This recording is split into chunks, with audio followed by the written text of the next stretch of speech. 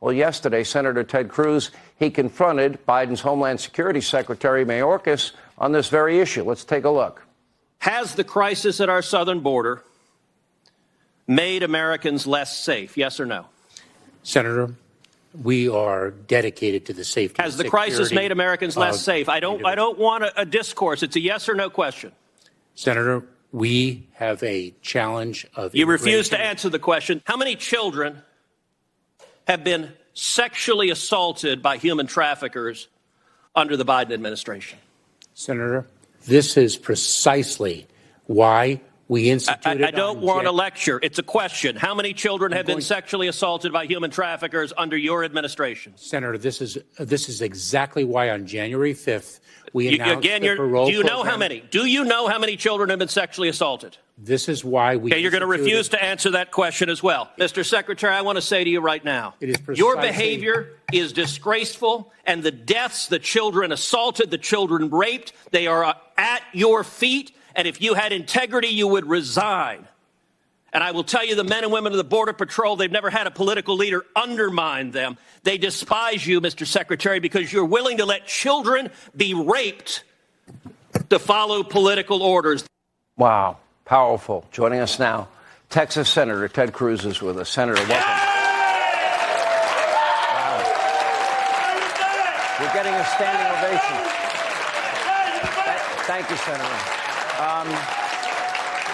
So I've been down to the border myself, all the way from the Rio Grande to San Diego, probably 15 times. Horseback, helicopters, boats, on foot, on horseback. I've done it all. We know Sarah Carter has been down there. They know everything that you said to Mayorkas is proven to be true. The cartels run this. And the issue about young children being raped, we did an entire report about it with one witness after another, and even physical evidence that Sarah Carter was able to obtain. The drugs, the fentanyl, all of it's happening. And you know what? Not only is Mayorkas incompetent, they're aiding, abetting, and helping the effort by allowing it to happen. They don't have to allow that. Sean, that is exactly right. They are allowing it because they've made a political choice. At the beginning of the Biden administration, they decided unlimited illegal immigration, open borders. They view every one of the 5.5 million illegal immigrants who's come in under Joe Biden as a future Democrat voter. And so they're perfectly willing to turn a blind eye. They don't care about the children who are physically assaulted, who are sexually assaulted. They don't care about the women who were raped. They don't care about the dead bodies that are piling up. You know, when I took a group of senators down there, we saw a dead body of an immigrant floating who had drowned in the Rio Grande. I've sat there with Texas farmers who show me photographs of pregnant women and elderly people and toddlers left to die in the Texas desert. They don't care. It's a deliberate choice. And I got to say, Mayorkas, number one, that entire hearing, he refused to answer a single question. You couldn't ask him what day it was or what time of day it was. He had this arrogance of how dare you question me.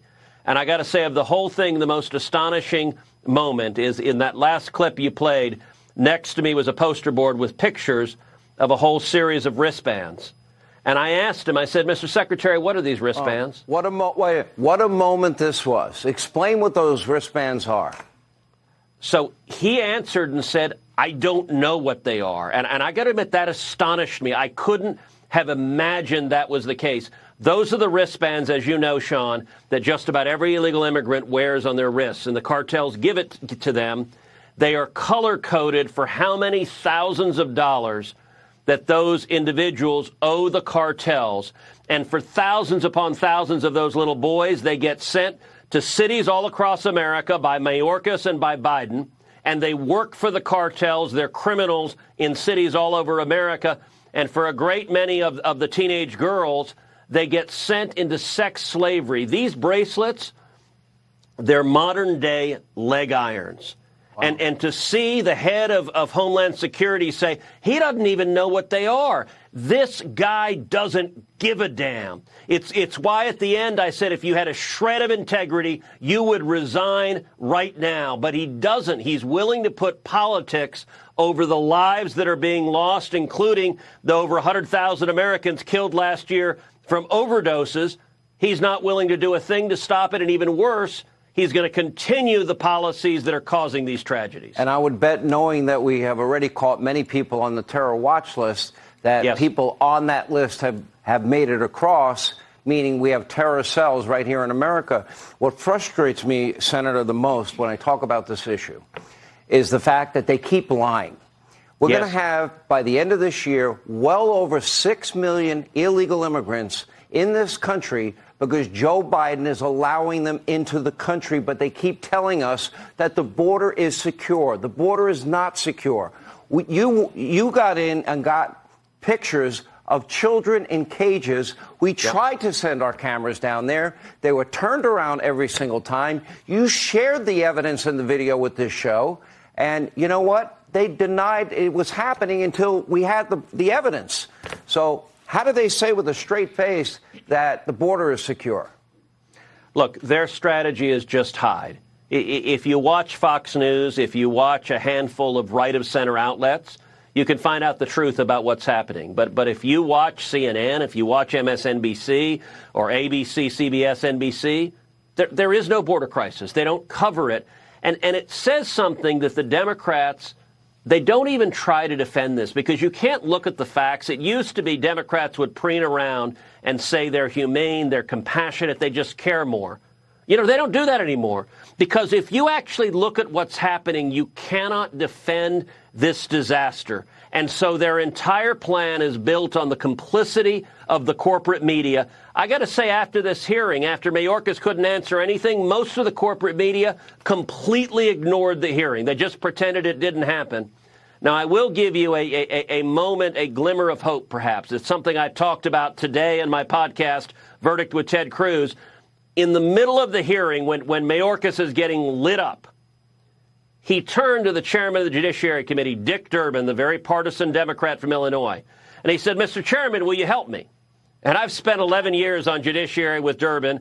He's very smart. He's very partisan. He loves to fight with me. He and I have gone 15 rounds, more times than I can count. It's the only time in 11 years I've seen Durbin decline an invitation. He just sat back and kind of shrugged. And I got to say, I took that, Sean, as Senate Democrats realizing, we're in a bad spot on this disaster at the southern border, and we're leaving. And basically, he was saying to Mayorkas, you're on your own, and I think they are getting ready to throw him overboard, fire him, and then try to blame everything on him. Now, they don't intend to change anything, but they want him to be the one who takes the blame in order to insulate Biden and Kamala Harris and all the Senate Democrats. That giggling vice president border czar has not been too effective, and they haven't been down there, and they don't know what you know and I know and Sarah Carter knows and the people in Texas and Arizona and other states know. Senator, a very powerful day. Thank you. We appreciate you being with us. All right. Tonight.